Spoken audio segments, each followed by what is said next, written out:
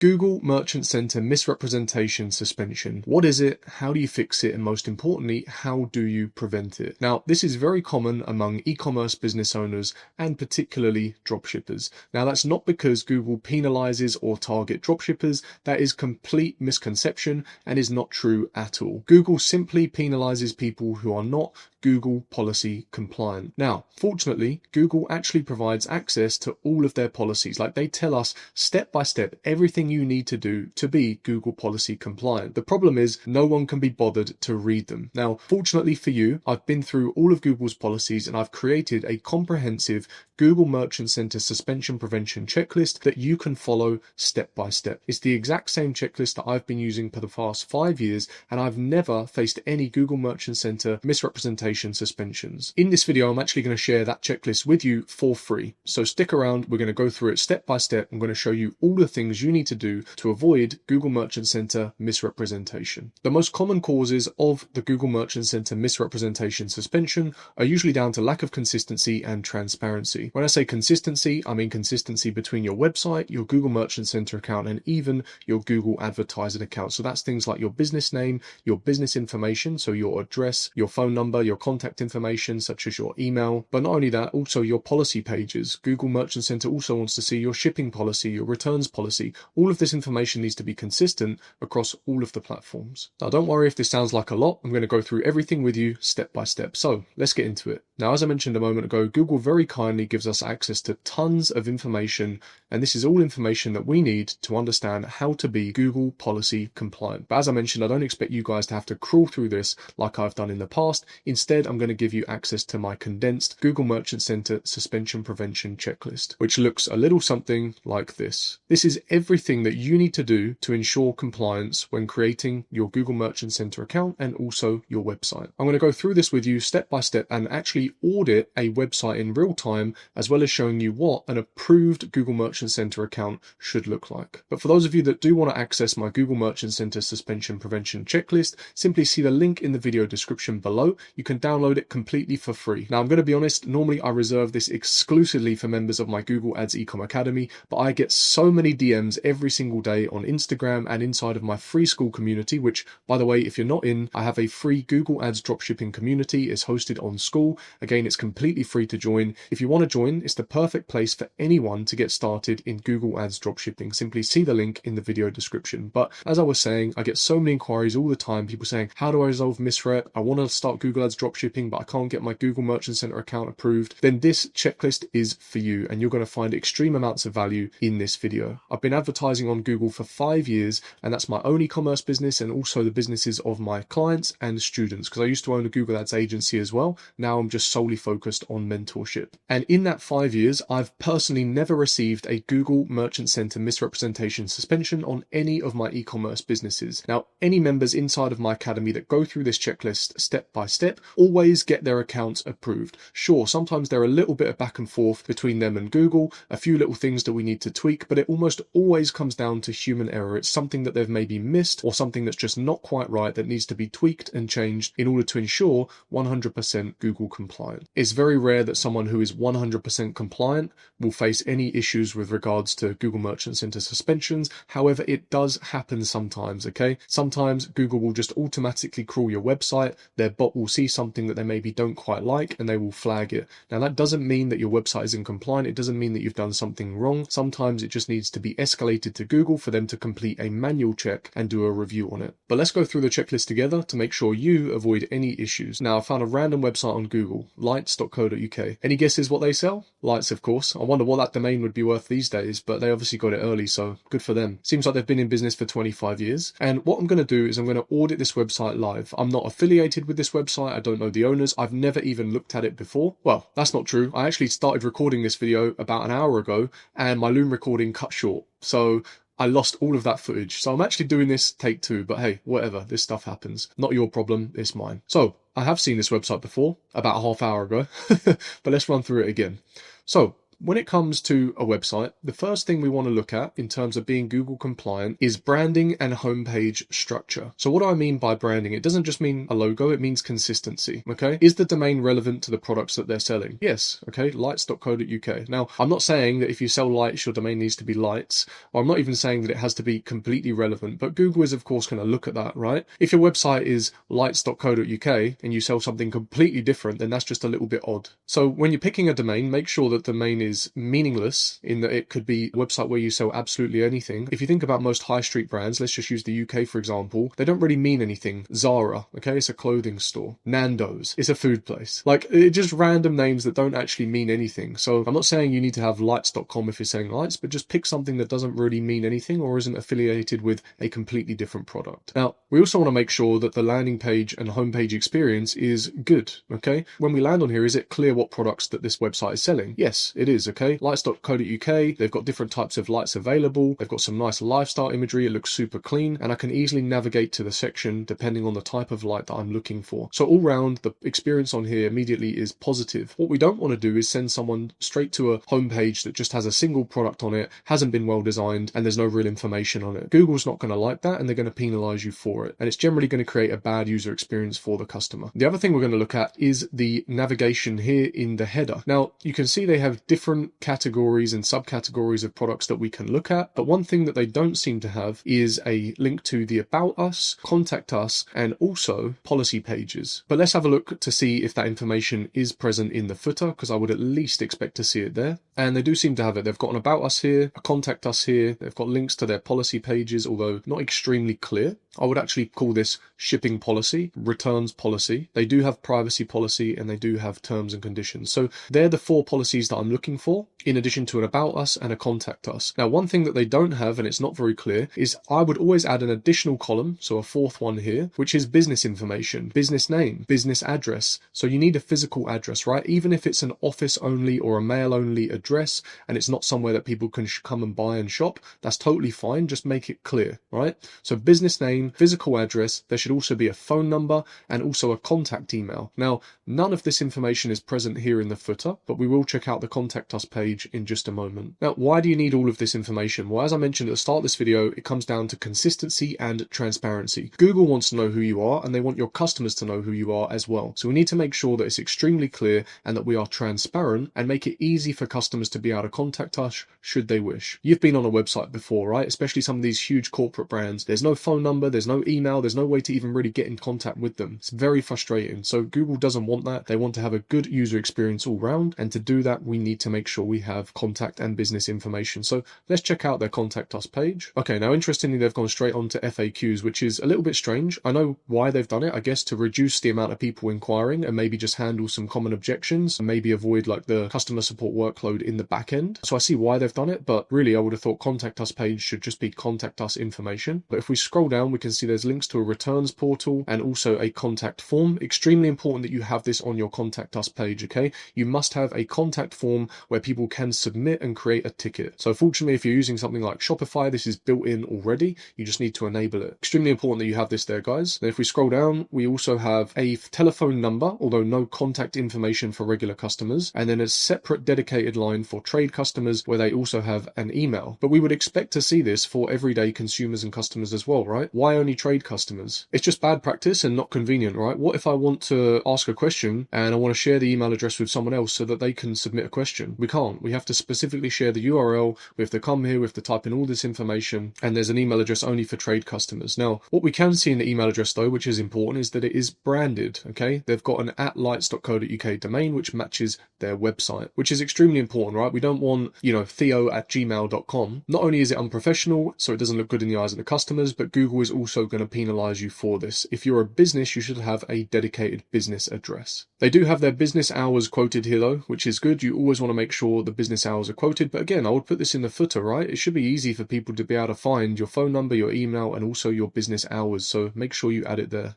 One thing that I don't see though is estimated response time. It just says Monday to Friday, 8 to 5. What it should also say somewhere is how often or how quickly they will respond, which it doesn't have on here. So next to available time, you should have a line beneath it, or in brackets next to it to say, you should have something there that says response time, 24 to 48 hours, or within 24 hours, however quick you expect to respond, you should put that on there so it's clear for customers. Most customers these days don't have much patience, and unless you tell them, they will expect a response in 5 minutes. Or if they call the number and there's no response, they'll suddenly think you're a scam or you're not a real website. Not everyone, but a lot of people, right? So just be transparent, tell people, set realistic expectations. Even if you say response time 24 to 48 hours and you respond in 6, great, you've over-delivered. That's never a bad thing, right? But if you say response time is 6 hours and you respond in 48, that's not good practice. Plus, there's no physical address, so once again, not good practice. So actually, not only have they not mentioned this in the contact us, but it's not available in the footer either. I would always put it on both, okay? And even beneath the contact us information, I would again put the business information, business name, address, email, phone number. All of this information should be present here and in the footer, right? People shouldn't have to come to the contact us page to find this information. And if they do come to the contact us page,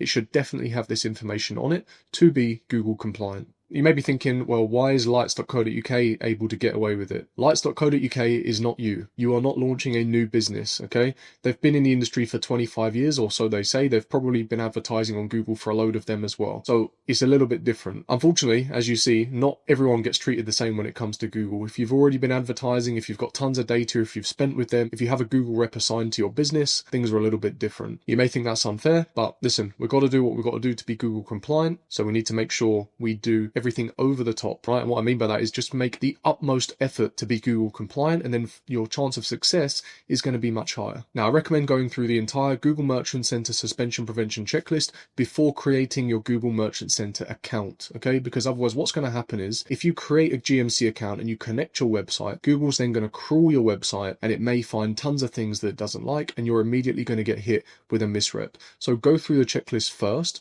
make sure everything is compliant, and then create a Google Merchant Center account. But as we're talking about business information, business addresses, and where it should be present, I also want to show you where you would submit this information inside of Google Merchant Center account. So this is the inside of one of my students' Google Merchant Center accounts, which I helped them launch successfully. So I'm going to blur their business information, but I'm going to show you it as an example. So inside of GMC, when you create a new account, Google will ask for your business information. So this is where you will input your business name, your business address, your domain, your email, and your phone number. This needs to be the same as the information that you've provided on your website. This is what I'm saying when I keep saying consistency, all right? You need to have the same information present over and over. If you have different business name and different business address on GMC versus what's on your website, Google's going to see misalignment and they're just going to flag it. And again, misrepresentation. So you need to make sure that everything is consistent, that all of your information is correct. Let's also take a look at the shipping policy. So they've called it delivery. Again, I would say shipping policy, return policy, just so it's super clear. Let's have a quick look. When it comes to a shipping policy, there are a few things that you must include, okay? So that's, where do you ship to? Is there any cost associated with the shipping to each of these locations? What's the order processing time? What's the delivery time? What do I do to track my order? What do I do if my order is missing or delayed? And how do I contact support? In my opinion, these are all things that should be included in your shipping policy. So let's take a look at this shipping policy. First and foremost, we need to determine where they ship to. It says we only deliver to the UK. They've also shown us what the associated shipping cost is and how it is categorized. Then we need to determine what the order processing time is and also the delivery time. So here it looks like they've only quoted delivery time. So it's also important to list processing time. Inside of Google Merchant Center, when it comes to submitting your shipping information, Google's going to ask you, what locations do you ship to? Are there any costs associated with shipping to these locations?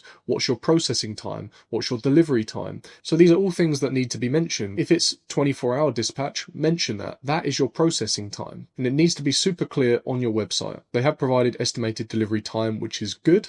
They've said what to do and how to track your order. Seems you can do this through the delivery status page, which is great. However, there's no mention of what to do if your order is delayed. So let's check the delivery status page and see if it's mentioned here. It's not. This seems to be purely for tracking. Maybe they have it in their FAQs. But again, it's not good practice. It should all be in the shipping policy itself. That is the point of a shipping policy, right? To have everything condensed in one place. Okay, so they have it here in FAQs. But there was no link to the FAQs in the shipping policy. Why not just include this in the actual shipping policy? What do I do if my package is missing?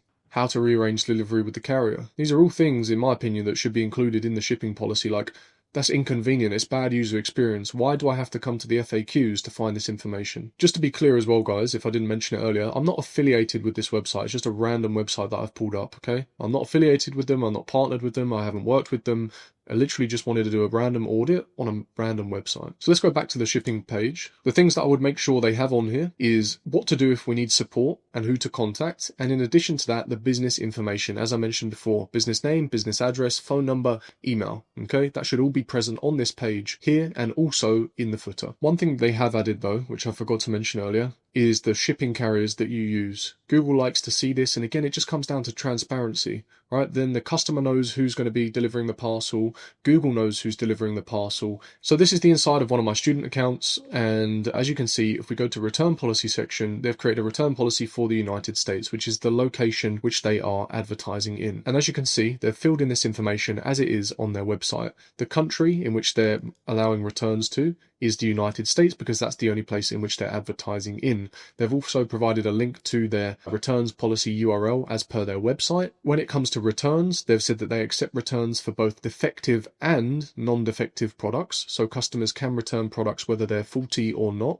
so long as it's within the return window. And they also accept exchanges. Now, if we click edit, you'll see there are some different options here depending on how you run your business, and whatever options you choose need to be reflected in your return and refund policy. If you only accept returns for defective products, then you need to select that, and it needs to be clear in your policy. If you don't accept returns at all, then you need to select that. Now, to be honest, I think in most countries, legally, you have to accept returns within a specific window, unless, of course, it's like bespoke or custom-made products. And then exchanges. Do you accept exchanges? Yes or no? Once you've filled in that information, you'll then proceed to the next section, which is condition and window. So this is where it comes to what I was talking about in terms of like, has the product been opened? Can a customer still return it? So it says here, they can only accept returns for new products. So they must be unopened and in the original packaging. However, if you do accept products that have been opened and used, then you should make sure that's reflected here in GMC and also within your policy. Google also wants to know, how long does a customer have to return the product upon receipt? So if you allow returns within 14 days only, then you must mention that. If you allow 50 or 60-day returns, like this one did here, they said we offer 50-day returns, then you need to make sure that's reflected accurately in here. And then the return method. So if you have a physical store that someone can return to, then of course select in store. If you have a drop-off location that someone can return to, mention that. If they must return via mail, then of course select mail. Whatever it is, this must be reflected in your returns policy. Now, one thing that I like to add also, because I just think it's good to have, is your return location, okay? And this is where a lot of dropshippers go wrong. They don't even accept returns, which is crazy, by the way, and also illegal, right? Like, if it's within the return window, the customer has the right to cancel and return the product. Yeah, what most dropshippers do is they just ship the product out. If the customer doesn't like it or they want to return it, they offer them a partial refund, and if they don't accept that, they give them more of a discount until the customer just accepts it, or if they continue to complain, they just refund the customer. Then they've lost out on the ad spend, the product cost, and also the cost of purchase, which isn't a good way of doing business, and it just gives a poor customer experience all round. So what I always do, and what I teach all of my students inside of the academy, is how to do business the right way with actual authenticity and good business etiquette. So we set up return centers globally. So if you're selling in the US, you can accept returns in the US. And I also think this makes us stand out from our competition. So I always recommend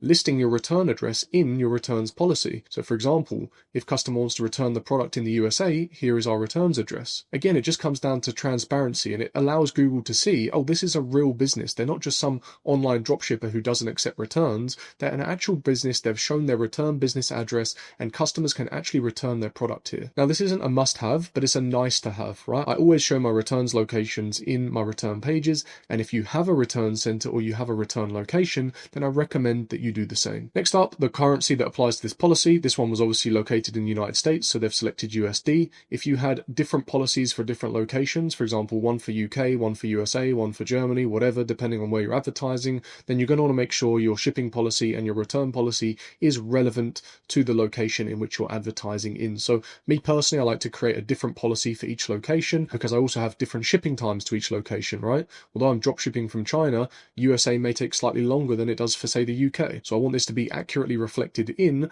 my shipping policy pages and also in GMC. Then we have returns Whose responsibility is it? Is it included within the order? Does the customer have to download and print it, or is it entirely their responsibility? This should also be mentioned in the returns policy, which is what I was talking about when we were looking at lights.co.uk, right? If I want to return it, how do I return it? Do I have to pay for it? What is the process? Restocking fee, I think this is only applicable to the USA. It's actually illegal, as I understand it, to charge this in the EU or the UK. Not too sure about Australia, Canada, and that kind of stuff, but in the USA, you can charge a restocking fee. In the UK, you cannot. So in this instance, I would put no cost, although this particular student is advertising in the USA, and even still, they've mentioned there is no restocking fee. And then we have the refund processing time. They've said 7 days. So as I mentioned earlier, you need to explain on your return policy, if someone initiates a return, how long until they get their money back. Now, whatever you decide, however you decide to write your policies, just make sure, most importantly, that you're legally compliant in the location that you're advertising in. For example, don't charge a restocking fee if you're in the UK, and so on and so forth. Also understand what people's statutory rights are, okay? In the UK and in the EU, you have to allow at least 14 days, I believe, in terms of a return window. So if someone receives a product and they don't want it, they are within their right to return it. I think it's slightly different in the USA, but just make sure you understand the statutory rights as well of people in those locations to make sure you're not only Google compliant, but also legally compliant. Provided that everything is consistent on your website and inside of GMC, you can then click next, and of course make sure everything is all good, and then just simply confirm that the information is matched. I'm going to cancel because I didn't actually make any changes, and therefore leave as is. Once your shipping policy is complete, and as are all the other checks on the website, you're also going to want to make sure that you submit that information into Google Merchant Center the right way. So I'm going to show you the inside of one of my student accounts, nothing to do with lights.co.uk. It's just one of my students who I helped get GMC approved from inside of my Google Ads Ecom Academy. And inside of the Merchant Center, if we go to shipping policies, you'll see that you can add a shipping policy for each location. I recommend doing one for each location because typically your shipping time will vary. Maybe your returns processes vary slightly as well, or maybe you have different returns address or policies altogether. I personally like to set up a different shipping policy for each location because my delivery times vary, the couriers that I use change, so I just think it's good practice to segment them, but there are instances where other students have just bundled them all together. Whatever you decide to do, just make sure that information is accurate, because Google wants to know specifically what your delivery time is to that location. So if your delivery time varies, best to create a separate policy. But inside of here, if we go to edit, obviously if this was your first time creating one, you just create one from new. First and foremost, Google's going to ask what countries you're shipping to. Now, this student in particular is only shipping to the USA, so they've rightly selected the US. We click continue. It then wants to know, do all of your products on your website apply to this shipping policy? So if they don't, if you have different shipping policies for different types of products, then you would obviously create something like a custom label or select specific products. However, in most cases, it will probably just be all products, right? Assuming that you ship all products to all locations. So we'll select all products. It then says, how do you determine delivery times? Now, as I mentioned earlier, processing time, okay? Google refers to it as handling time. This needs to be present on your website. You need to explain what your processing time is. Processing time is when the order gets placed on the website, how soon or how quick is it processed? So when it goes through to the supplier's warehouse, if you're drop shipping, what then happens and how quick does it happen? So if the product is then picked, it's then packaged, it's then added a label, if that all happens within 24 hours, then you would put your handling time as 0 to 1 days. And on what days are they fulfilled? Does your supplier dispatch only Monday to Friday, or is it Monday to Saturday, or is it Monday to Friday plus Sunday? You need to be clear on what days in which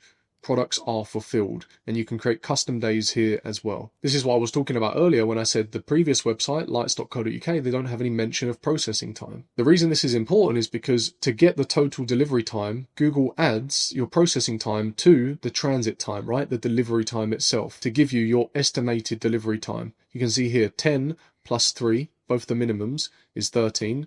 15 plus 5, both the maximums, is 20. So this student in particular is quoting 13 to 20 business days. So whatever you put in here, you just need to make sure that your processing time and your delivery time is accurate and it matches what is on the website. So if we looked at this particular student's shipping policy, they would say processing time 3 to 5 days, delivery time 10 to 15 days. We want to make sure that that information is consistent. Then we're going to click continue.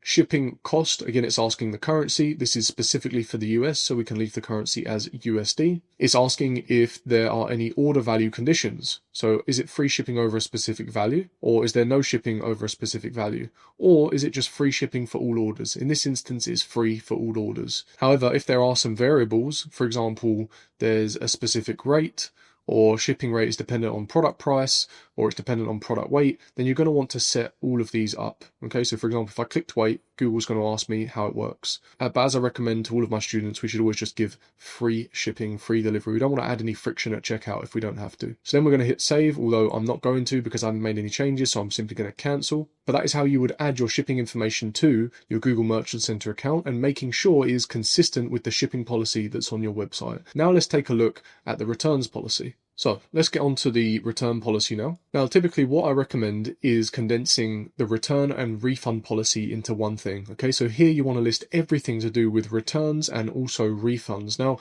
if we take a look at this, actually their returns page is very brief. All they've mentioned here is the return window and also how to register a return. However, they've not mentioned whether or not I'm eligible for a return. Okay, what if I purchased a product, took it home, it's a light fitting, right? What if I installed the light, took it out the box, and then decided, you know what, it doesn't fit or it's not the right one. Can I return it? That's not clear at all. It just says we have hassle-free 50-day returns policy. What if I threw a box out and I haven't got the box as well? Can I just wrap it in a black bag and send it back? That's not clear. So in your return policy, you need to give different scenarios. For example, if you accept returns for used products, mention that. If you only accept returns for products that are unused and in the original boxing, then mention that, because Google's going to ask you that as well inside of Google Merchant Center, which I will show you. We'll go through the shipping and the returns policy together. That's one scenario. But then what if I place an order and I want to cancel it? You know, maybe I've realized after I've ordered the wrong one, or I've hit the wrong color or the wrong variant by mistake. What do? Can I cancel my order? If I do decide to cancel it, do I get fully reimbursed? Do I only get, a store credit? Like, we need to know the answers to all of this as a customer, but also Google wants to see it as well. So you need to explain the different scenarios, what to do if you want to cancel, what that means for you, how you'll be reimbursed, what to do if you want to return a product if it's already been opened, whether or not you're eligible to receive a refund. Okay, so now we've done the shipping and the returns policy, we're also going to want to take a look at the other policy pages. And listen, I know it's boring, there's a lot of policies and it's all about being Google compliant, but these are must-haves, okay? So let's just go through them quickly. Privacy policy. If you're using Shopify actually gives you a privacy policy template, okay? This is normally more than enough to just cover all of the basis, and most importantly, Google just wants to see that you have a privacy policy on site. Now, your privacy policy is also going to want to change depending on the location in which you're advertising in, because as I mentioned a little bit with the shipping and the returns policy, you need to make sure that your legal pages are legally compliant in the locations in which you're advertising in. For example, the USA has slightly different laws to the UK when it comes to data tracking and privacy. So you just want to make sure that your website and your page is compliant for the locations in which you're advertising in. I actually don't tend to make any changes here, to be honest.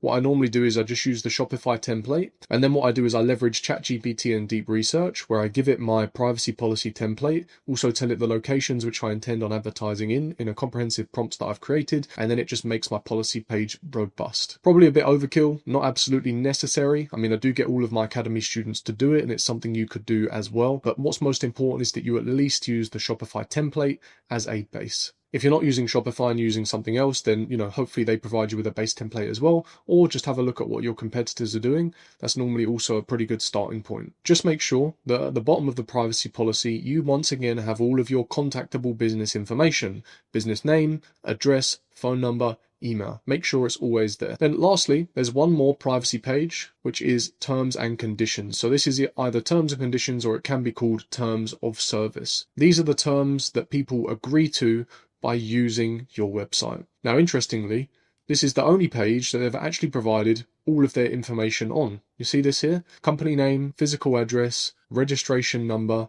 VAT number, producer registration number, I guess this is something to do with manufacturer, telephone and contact form. This should be on every one of the policy pages, and also the footer of the website. It's really important to have this present, guys, so make sure you don't skip on that. And also, don't link to the contact form, provide a contact email address. Now, similarly to the privacy policy, fortunately, Shopify also provides this in a template format that you can just implement on your website. So I would recommend, if you're using Shopify, which typically most dropshippers and e-commerce business owners do, that you just implement that. If you don't and you don't have access to Shopify, have a look at what your competitors are doing, or use AI and ChatGPT to build a terms and conditions policy. Make sure it's compliant in the locations in which you tend on advertising in.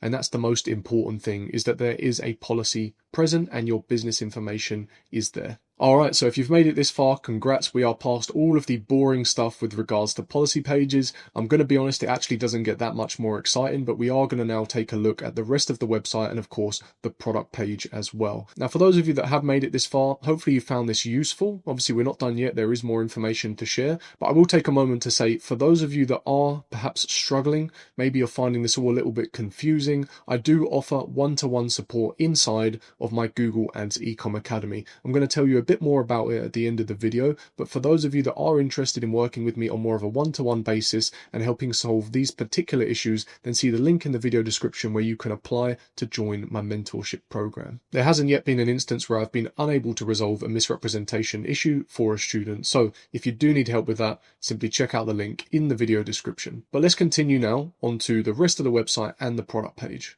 So we also want to make sure that there's no misleading information on the website, okay? There's no bold, unreasonable fake claims. There's no false statements about the products, about where they're sourced or where they're manufactured, and that there's no claims of this particular brand being an authorized reseller when they're not. Because we can see here they list brands such as Linby, Flows, Philips, so they're clearly a reseller of other brands. So if they are selling products on behalf of other brands, they just need to make sure that they are, of course, an authorized reseller and they have permission and contracts in place from these brands. If you're dropshipping from China, obviously a little bit different because you will be the brand, right? If you're dropshipping from China, you've made your own product. Now, what's interesting is you'd look at this and you'd think, oh, this is clearly a brand that takes stock. And maybe they do, okay? But what most people don't know is you can actually be a dropshipper in somewhere like the UK and just be an authorized reseller on behalf of other brands who have warehousing and stock available in the UK and will simply ship the products on your behalf so that you do not need to take stock. Most people don't even realize that this is actually possible with dropshipping. They'd look at a brand like this and think, oh, it's a huge brand, they must take loads of stock, they have a warehouse. Maybe they do, but it's very unlikely that they take stock on everything. Think about it. If you were an online retailer or a seller, why would you take on all of that unnecessary risk in stocking hundreds and thousands of products? You just wouldn't. It's not realistic, right? There must be hundreds and thousands of SKUs on here. You think they hold stock of every single product? No way. They're leveraging dropshipping as well. Everyone's doing it these days. Most people aren't aware of this because they think you can only dropship from China. That's not correct. I prefer dropshipping from China because you have a much bigger margin. When you're working as an authorized reseller for another brand, the margins are usually pretty tight, right? Because they've already paid to ship the container from China to their location, in this instance the UK. So they've already paid a lot of the upfront costs, which means the margins that you will get as an authorized reseller or dropshipper are going to be much lower than what you would otherwise get if you were dropshipping from China. So that's the only sort of caveat or negative downside to that. Again, not to digress, but these are the types of things that I teach inside of my academy: how to find products to sell, how to source them from China, how to maximize your margins, which I'll talk about more at the end. But for now, let's stay on topic. We want to make sure that all of the messaging is of course accurate and there's no false claims. So there is one more page that we do want to look at, and one that Google will also look at, which is the About Us page. We just want to make sure that this accurately represents who the brand is and that there's nothing false or misleading on here. For example, you wouldn't want to say you have 600 employees if you only have 2, right? You wouldn't want to say you're selling for 400 brands if you're only selling 10. You get the idea, right? Just make sure that everything you're saying is, of course, true. Don't say any of this if it isn't true. You get the idea. I don't think I need to go through in huge amounts of detail, but just make sure that the About Us page tells more about you, your brand, your mission, who you are, and make sure it's transparent. In terms of the actual store itself, there are many things that we're going to want to look out for. We want to make sure that everything is navigating correctly. Okay, if I click on here and if I go to ceiling lights, do I actually go to that collection? Yes. Well, you're going to want to make sure you go through and make sure all of these links and all of the navigation is functioning as correctly and there are no 404 errors. A 404 error is when you're sending someone to a landing page or a website URL that doesn't exist. So you want to make sure your navigation is correct and that there are no errors on your website. Ideally, you're going to want to make sure your imagery is custom, much easier these days with help from AI, but you wouldn't want to just come and rip someone else's imagery and steal it, okay? These are someone else's images that are trademarked and have brand IP. So I would not recommend stealing images from any of your competitors. It's not good practice. If you're using lifestyle imagery, make sure it's your own, or it's imagery that have been provided by your supplier, your manufacturer, and you've been authorized to use it. If you do have reviews on your website, make sure that they are legit. I know many dropshippers attempted to import tons of fake reviews. Again, how you decide to do this is up to you. It totally depends on your own efficacy.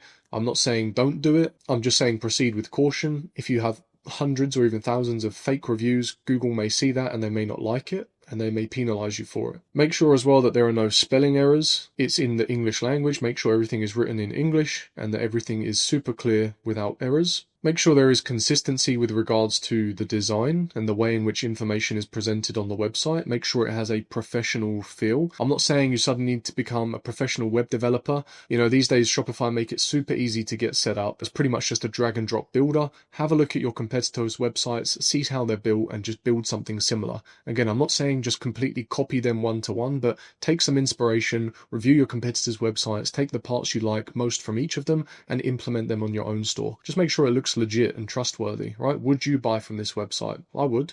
All looks pretty clean. It's very clear. I like it. One thing I also like is I haven't been bombarded with pop-ups and there's not loads of stuff taking up the screen, right? If as soon as someone lands on the page, there's a pop-up, Google doesn't like this, okay? Like, again, it's bad user experience. Google doesn't want customers to have a bad experience. They want it to be positive experience all round. So avoid immediate pop-ups. If you're going to have a pop-up, make sure it displays after 10 seconds or when someone's trying to exit the website. You can have an exit intent pop-up, but don't have one immediately when someone lands on the page. Overall, I'd say this site has done a pretty good job of all of the things we've just spoken about. So the next thing we're going to look at is pricing. We want to make sure that the prices that are displayed on the website are actually the price that is available at checkout, okay? You cannot say that you're offering it at £21 discount and then when I go to checkout, it's full price, okay? Again, it's bad practice. Customers are going to drop off. You're going to cause friction. You're going to cause problems. And Google doesn't like that. Again, why? Because it's not transparent. You want to make sure everything is consistent. We're also going to want to make sure that this final price doesn't have any hidden charges, okay? So what I mean by that is, are they going to suddenly add on VAT or customs taxes at checkout? They're not. You can see here it's got the price and it says inclusive of VAT,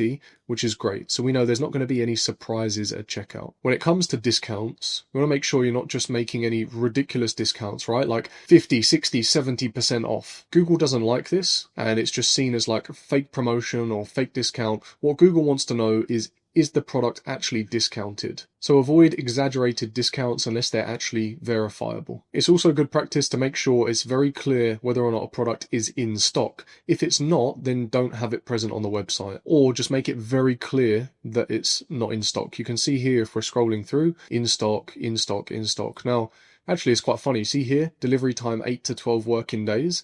They're not even showing that it's in stock. So that to me says dropship, right? They have a different delivery time and they're even showing that they don't hold it in stock. So there we go. That to me is a sign that they're probably dropshipping some of these products, which is why the lead time is longer as well than what they advertise. If I remember correctly, on their delivery time on the delivery page, it said 2 to 5 days. Here they're saying 8 to 12 dropship, right? So also make sure, like we just said, that if your product is in stock, it's clearly shown as in stock. Now, normally what I recommend as good practice is adding payment icons beneath the add to basket so people can see if they can pay with Visa, with MasterCard, with American Express, with PayPal. That's something that they've decided not to do here. And again, it's not a necessity. I'm not saying if you don't do it, Google's not going to be compliant, but I just think it's good practice to show the different payment icons available. Now, if you are going to show payment icons, make sure people can actually check out with those payments. Don't show that someone can check out with PayPal or with Klarna if they cannot. With regards to the actual product title itself, make sure it is clear, descriptive, and not misleading. And don't do what many dropshippers do and put, brand name, trademark, brand name, copyright, if it's not actually trademarked or copyright. If it is, go ahead, but don't fake trademark. That's again not good, and it comes down to false claims, misrepresentation, and not being transparent. But if we're to take a look at the images, we can see they've got a combination of lifestyle imagery and e-commerce photos with a simple white background. which are all Google compliant. Google doesn't really like text on images. You can have product images with text on the page, that's fine, but do not sync them with Google, because Google doesn't like, and it will flag if there's any text on images that you use in your Google feed. So just make sure that the images you decide to sync with Google are either lifestyle or just images with a white background. Now, Google actually says that lifestyle imagery is not allowed. They prefer imagery with a white background. However, like I say, I've been on Google for 5 years and I've never had any issues using lifestyle imagery. You'll also see a lot of your competitors or other people on Google, they all use lifestyle imagery because it's more visually appealing and it has a higher click-through rate. But just make sure there's no text. Something like this is fine, but just don't sync it with Google. But what is important is that they have a mixture of text and image content, which they do. They've also got product details and more information down here, product overview, reviews, downloadable. So this is very well designed and laid out. Everything is very easy to find. And I think this is a well-structured product page. And that is pretty much it, guys. I think I covered near enough 99% of everything here on my Google Merchant Center suspension prevention checklist. However, I do recommend that you see the link in the video description and download it so that you get a copy of it, just in case there's anything that I missed. But I think we were pretty comprehensive with this video. Hopefully you did find it useful. Now, as I mentioned earlier in the video, if any of you are watching this and you would like a little bit more support or one-to-one guidance from myself or one of my team members from inside of the Academy, then you should consider joining the Google Ads Ecom Academy, and I'll tell you a little bit more about it right now. The Google Ads Ecom Academy is my online community which is hosted on School, and we do so much more than just Google Merchant Center support. The idea is to take complete beginners from $0 to $10,000 in sales in 90 days or less, and we do this by building a step-by-step blueprint that absolutely anyone can follow. Google Merchant Center suspension is just a very small part of what we do here inside of the Academy. Instead, we focus on mindset. I show you how to find products that pass my 4-step product validation method. So that's products that have high demand, low competition, products that are evergreen, and products that can be sold year round with a high profit multiplier. I then give you access to my private agents in China so that you can source products with no minimum order quantity and start drop shipping them to customers globally. I show you how to set up your business. That means creating a LLC in the USA or a limited company in the UK, depending on where you're located. I show you how to get your business email address, your business phone number, things that you need to be Google compliant. I then show you how to build your Shopify store. I give you access to my product page templates. I show you how to leverage AI. I show you how to create images using AI as well as text and copy for your website so that everything is extremely straightforward and easy to do. Once you've set that up, obviously I've run you through my Google Merchant Center suspension prevention checklist, all of my ChatGPT prompts and AI that are linked to Google's policies so that you can ensure Google compliance and get your Google Merchant Center account up and running successfully, as all of my students have done, and I'll show you some wins in just a moment. And then we have an entire module dedicated to learning Google Ads, a whole module dedicated to email marketing. I show you how to set up Klaviyo. I give you access to 14 free email templates, which can be used to nurture your existing customers with a welcome flow and an abandoned cart flow. I then show you how to handle returns. Remember, I was speaking earlier about dropshippers. Most of them don't accept returns. We do. I show all of my students how to do business the ethical way, the right way, and with authentic principles at heart, so that we're not here scamming customers. We're building real e-commerce businesses. So I show you how to set up return centers globally. We then have a module on branding. I show you how to add your logos to products, how to customize them, how to get your own packaging. And then lastly, once you're generating a decent amount of revenue, I show you how to keep more of what you earn by putting you in touch with my third-party international tax advisor, who can give you bespoke advice based on your own situation of where you're living, where you're selling, where your company is set up. As you can see, this is a complete A to Z. Like, I have complete beginners joining the Academy and getting crazy results in a really reasonable amount of time. I mean, if we look at the wins here, if we just look at wins in the past couple of weeks, we've got Mateusz, who got a sale for £564 with a 61% net profit margin. That's a single product, by the way. What I didn't mention is I showed people how to sell high ticket products. All right, we don't focus on $20, $30, $40 products with meta ads. Everything is high ticket. You can see one sale here for over £500. That's about $700. And that's not a one-off either. We also have Alexander here, who got a sale for over €500. Look at that, 100 sessions, €579 sale. Again, that's about $700. He's operating at a 10x ROAS. It was only a few days ago that Alexander actually got his first few sales as well. But again, you can see high ticket. Look at this, 2 orders, €366 in sales, only 86 sessions, 1.16% conversion rate. We've got Mitch, a complete beginner, who came in. He currently works construction. He said, look, I've been grafting 10 hours a day on site. I've been hitting the gym, spending the rest of my time building my store. This guy had no experience. He's come in and already started generating sales. Typically, it takes students about 4 to 6 weeks to get their first sale. Mateusz, he had another high ticket sale here, £545. Not to mention that was from £1.40 in ad spend, so that's like a 400x ROAS. Patrick also got his first sale. Not one, but two. Two sales of £147. Again, complete beginner. We've got Dan. First conversion, $350. It just goes on and on. If that's not enough convincing for you, we've also got 27 5-star Trustpilot reviews. No one that's joined the Academy has ever had a bad experience to date. Everyone has rated it 5-star. So that tells you a bit more about the Academy. For those that do want a bit more one-to-one support from myself and the rest of my team, and you want a step-by-step blueprint to build a successful e-commerce business, then the Google Ads Ecom Academy is for you. So see the link in the video description to learn more, and you can apply to join the mentorship program. Now, that is all for this video. Hopefully you found it useful. For those of you that are facing GMC issues, hopefully you're able to overcome them, or better yet, those that aren't facing GMC issues, hopefully you can launch Google Merchant Center successfully without ever having to go through misrepresentation. As I always say, prevention is better than cure, so follow this step by step and you should be good to go. If you found this useful, please make sure to drop a like, comment and subscribe. I really appreciate it, and I will see you again in the next video.